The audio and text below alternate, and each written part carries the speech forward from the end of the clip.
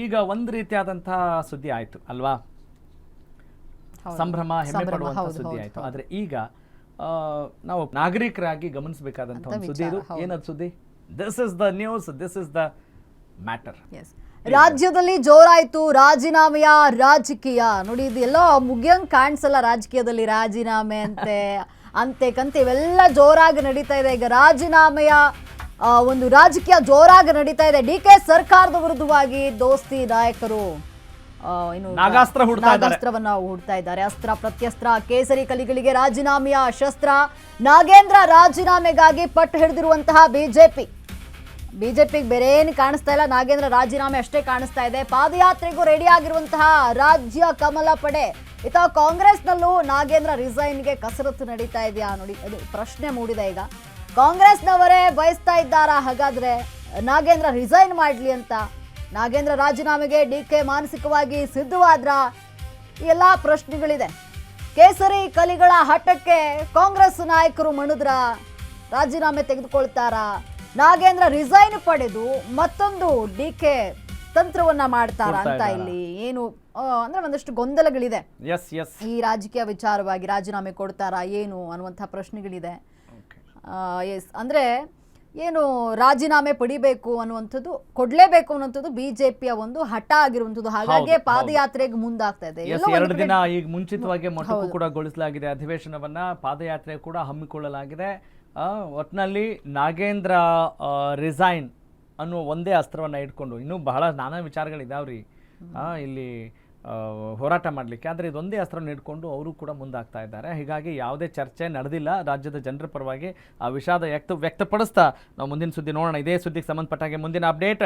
ನಾಗೇಂದ್ರ ರಾಜೀನಾಮೆಗೆ ಸಿದ್ಧವಾಯ್ತಾ ಕೈ ಸರ್ಕಾರ? ಅಂದರೆ ಮೆಂಟಲಿ ರೆಡಿ ಆಯ್ತಾ ಕಾಂಗ್ರೆಸ್ ಸರ್ಕಾರ ನಾಗೇಂದ್ರ ರಾಜೀನಾಮೆ ಪಡೆಯೋಕೆ? ಡಿ.ಕೆ. ಶಿವಕುಮಾರ್ ಮುಖ್ಯಮಂತ್ರಿಗಳು ಮುಂದಾದ್ರ ಅನ್ನುವ ಒಂದು ಸೂಚನೆ ಸಿಗ್ತಾ ಇದೆ.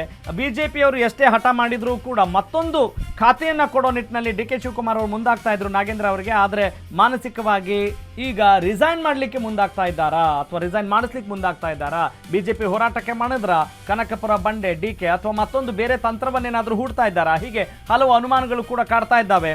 ಪ್ರಾಸಿಕ್ಯೂಷನ್ ಅನುಮತಿ ಸಿಕ್ಕರೆ ರಾಜೀನಾಮೆ ಗ್ಯಾರಂಟಿನ ಅನ್ನುವ ಪ್ರಶ್ನೆ ಈಗ ಇಂಬನ್ನ ಪಡೆದುಕೊಳ್ತಾ ಇದೆ. ಒಂದೇ ಕಲ್ಲಲ್ಲಿ ಎರಡೆರಡು ಹಕ್ಕಿ ಹೊಡೆಯೋ ಪ್ರಯತ್ನನ. ಹೀಗೆ ರಾಜ್ಯ ರಾಜಕಾರಣ ಅಂತ ಹೇಳಿದ್ರೆ ಹಲವು ಸ್ಟ್ರಾಟಜಿಗಳು ಕೂಡ ಇದ್ದೇ ಇರುತ್ತವೆ. ಅಷ್ಟಕ್ಕೂ ಸಿಎಂ ಡಿ.ಕೆ.ಶಿ ಮಾಡ್ತಾ ಇರುವಂತಹ ಪ್ಲಾನ್ ಆದ್ರೂ ಏನು ಅನ್ನುವ ಕುತೂಹಲ ಕೂಡ ಗರಿಗೆದರಿದೆ. ರಾಜಕಾರಣ ಅಂತ ಬಂದಾಗ ನಾಗೇಂದ್ರ ರಾಜೀನಾಮೆ ಕೊಟ್ರೆ ಕೃಷ್ಣಪ್ಪ ಅಥವಾ ಬ್ಯಾಡಗಿಯ ಬಸವರಾಜ ಶಿವಣ್ಣ ಅವರಿಗೆ ಸ್ಥಾನ ಸಿಗಬಹುದು. ಈ ಮೂಲಕ ಇಬ್ಬರ ಅಸಮಾಧಾನಕ್ಕೂ ಬ್ರೇಕ್ ಹಾಕಬಹುದು ಅನ್ನುವ ಆಲೋಚನೆ ಏನಾದರೂ ಇದೆಯಾ?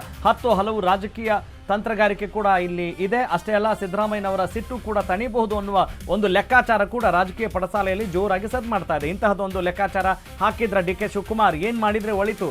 ಈ ಕ್ಷಣವನ್ನ ಒಪ್ಪಿಕೊಳ್ಳಲೇಬೇಕಾಗಿದೆ. ದೆಹಲಿಗೆ ಹೋದ ಸಮಯದಲ್ಲಿ ಈ ಬಗ್ಗೆ ಚರ್ಚೆ ಕೂಡ ಆಗಿರುವ ಸಾಧ್ಯತೆ ಇದೆ. ಪಕ್ಷಕ್ಕೆ ಡ್ಯಾಮೇಜ್ ಆಗುತ್ತೆ ಅಂತ ವರಿಷ್ಠರಿಗೆ ಡಿ.ಕೆ. ಶಿವಕುಮಾರ್ ಮನವರಿಕೆ ಮಾಡ್ತಾರಾ? ಹೀಗೆ ಈ ಎಲ್ಲ ಹಲವು ಕಾರಣಗಳು ಕೂಡ ನಮಗೆ ಗೋಚರವಾಗ್ತಾ ಇದ್ದಾವೆ. ಇದೆಲ್ಲದಕ್ಕೂ ಕೂಡ ಸಂಬಂಧಪಟ್ಟ ಹಾಗೆ ಕ್ವಿಕ್ ಆಗಿ ಕ್ರಿಸ್ಪ್ ಆಗಿ ನಮಗೆ ಅನಲೈಸ್ ಕೂಡ ಮಾಡ್ತಾರೆ, ಅನಾಲಿಸಿಸ್ ನೀಡ್ತಾರೆ ನನ್ನ ಕಲೀಗ್, ನಮ್ಮ political correspondent Deepa Kukkuwada. Deepa, very good morning. ರಾಜಕೀಯ ಪರ್ವ ಅಂತ ರಾಜೀನಾಮೆ ಸಂಘರ್ಷ ಇವೆಲ್ಲವೂ ನಾವು ಕೇಳಿ ಬರ್ತಾ ಇದ್ದೀವಿ. ಆದರೆ ಡಿ.ಕೆ. ಶಿವಕುಮಾರ್ ಬೇರೆ ವರಸೆಯಲ್ಲಿ ಇದ್ರು. ಈ ಮುಂಚೆ ಮತ್ತೊಂದು ಹೊಸ ಖಾತೆಯನ್ನು ಕೊರೋನಾ ಅವರಿಗೆ, ಹೆಚ್ಚುವರಿ ಖಾತೆ ಕೊರೋನಾ ನಾಗೇಂದ್ರ ಅವರಿಗೆ ಅಂತ ಇರುವಾಗ ಈಗ ಮಾನಸಿಕವಾಗಿ ಯಾವ ಕಾರಣಕ್ಕೆ ರೆಡಿ ಆಗಬಹುದು ಒಂದು ವೇಳೆ ನಾಗೇಂದ್ರ ಅವರ ರಾಜೀನಾಮೆಯನ್ನು ಕೊಡಿಸೋದಾದ್ರೆ ಡಿ.ಕೆ. ಶಿವಕುಮಾರ್ ಅವರು? ರಾಘವ್ ಸೂರ್ಯ, ಈ ಕ್ಷಣದ ಬಿಗ್ ಅಪ್ಡೇಟ್ ಅನ್ನುವಂತಹದ್ದು ಈಗೇನು ನೀವು ಎಲ್ಲಾ ಲೈನ್ಸ್ ನ ಬ್ರೇಕಿಂಗ್ ಓದಿದ್ರಿ ಅದರ ಮುಂದುವರೆದ ಭಾಗವಾಗಿ ಈ ಕ್ಷಣಕ್ಕೆ ಬಂದಿರುವಂತಹ ಸುದ್ದಿ. ನಾಗೇಂದ್ರ ಅವರೇ ಇಂಗಿತವನ್ನ ವ್ಯಕ್ತಪಡಿಸಿದ್ದಾರೆ ಅನ್ನುವಂಥದ್ದು ಲೇಟೆಸ್ಟ್ ಅಪ್ಡೇಟ್ ಬಂದಿದೆ. ಪ್ರಮುಖವಾಗಿ ಪಕ್ಷಕ್ಕೆ ಮುಜುಗರ ಆಗ್ತಾ ಇದೆ. ಪಾದಯಾತ್ರೆ ಸೇರಿದಂತೆ ಇಡೀ ಸದನ ನನ್ನ ಹೆಸರಲ್ಲಿ ಬಲಿಯಾಗಿದೆ, ಇದು ಯಾವುದು ಕೂಡ ಆಗೋದು ಬೇಡ ಅನ್ನುವಂತಹ ನಿಟ್ಟಿನಲ್ಲಿ ಅವರೇ ದೂರವಾಣಿ ಕರೆಯ ಮೂಲಕ ಸಿಎಂಗೆ ತಿಳಿಸಿದ್ದಾರೆ ಅನ್ನುವಂತ ಮಾಹಿತಿ ಇದೆ.